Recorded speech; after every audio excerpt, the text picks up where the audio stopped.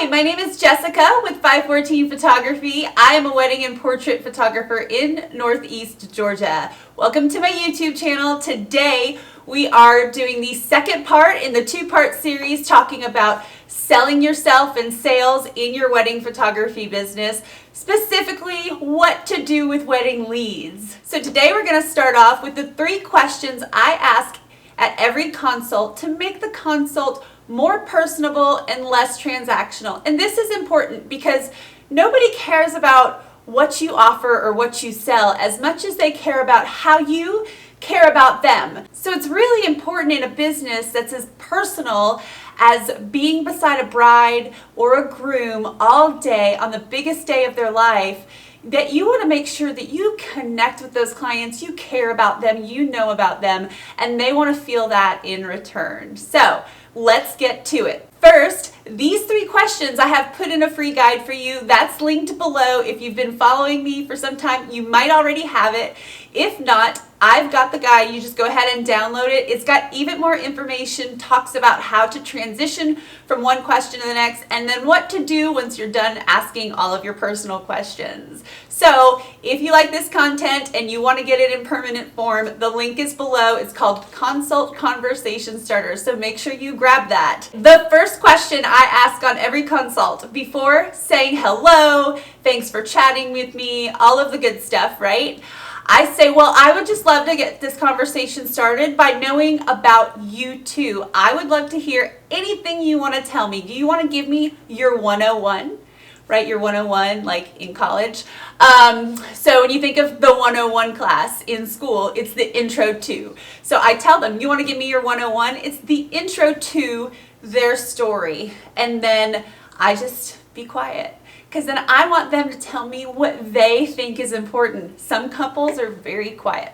They might say, we met online, we went on a date, da-da-da-da, da-da-da-da. And somebody, oh yeah, you know, we've known each other since 8th grade, we went our separate ways in college, da-da-da-da-da-da-da. Either way, it's your responsibility to get them to keep talking. So they may feed you some information, start writing it down. Like I do consult phone calls. So I like them, they're easier to do, I don't have to put my makeup on, I don't have to drive anywhere, I just want to talk to my consults on the phone, and they all love it because they're busy too. So while I'm on the phone with them, and I'm usually standing because that's when I'm really energetic, I've got my pen, I've got my notes going.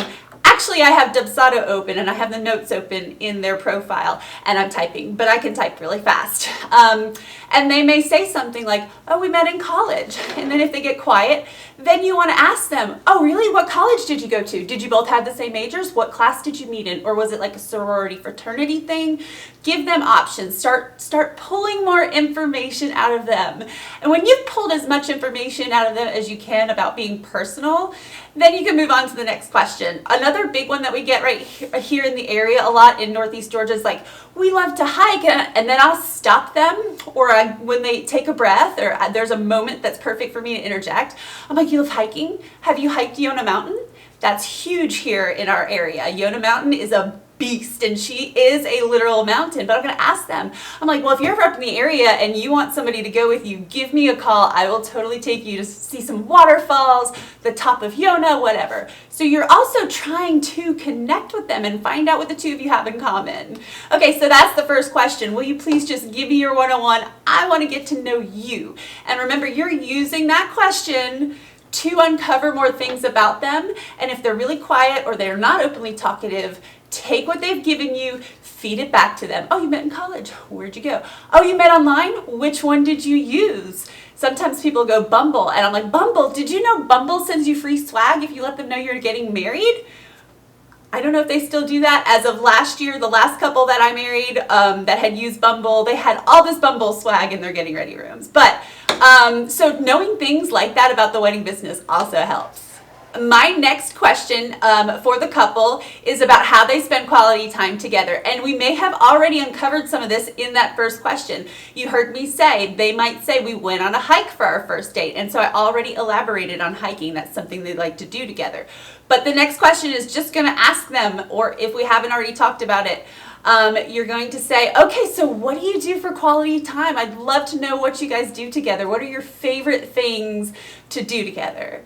And then just be quiet, because that's the important part in sales. When you ask a question, if it's quiet, and you don't feel the need to fill the space, don't answer it for them. Give them a chance to think. Give them a chance to answer, and they will. They'll answer you. And again, when they start telling you some things they like to do, if they like to kayak, if they like to ski, if they like to watch movies, write these things down, because there's also things you can talk about at the engagement session, but they also give you an opportunity to uncover more and connect with them. They might say, we're big Netflix and chillers. We'll be like, oh, what series are you watching now? What's your record for Netflix and chill? How fast did you watch Stranger Things? You know, these kind of things, right? So my second question, just to reiterate, is about quality time. I say, so what are some of your favorite things to do together? And the third question, again, is favorite things, but these are favorite qualities, favorite things about the other person. So 9 times out of 10, I'm usually just talking to the bride, and she's by herself, or maybe bride and mom, and maybe 10 to 20% of the time the groom's actually on the phone call. He's usually just like, pick whoever you want, do all the work. I don't know why, but that's the way it is. But I will ask, so what are your favorite things about him? And then I'll be quiet. And if he's on the phone after she speaks, I'll say, okay, John, or she, or whatever. Then I will switch it up and say, okay, your turn. What are your favorite things about her?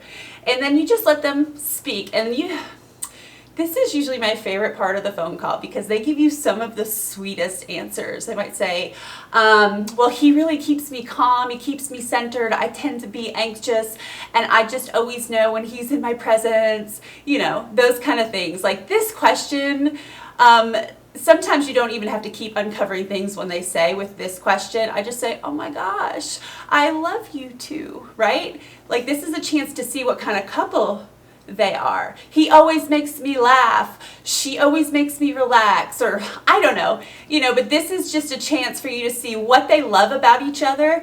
And then they're having a sweet moment too. If they're both in the room, they're having a little sweet moment. But even if it's just one person you're talking to, you can say, oh, I love that. Sometimes it gives me a chance to say, oh, my husband's just like that. We've been married since 2014, and he still opens the door for me every time I get in the car, right? So I might be able to say, oh, I love that too about my husband, and now instantly we have something in common. So that's the third question. What are your favorite things about him or her? And again, this is just a chance for you to get to know what kind of couple they are. If they're romantic, if they're fun and flirty, whatever, if they're adventurous. It also helps you see if you're going to be the right fit for them. Again, the 3 questions I ask are, give me your 101. What are some favorite things you like to do together? And what are your favorite qualities about each other?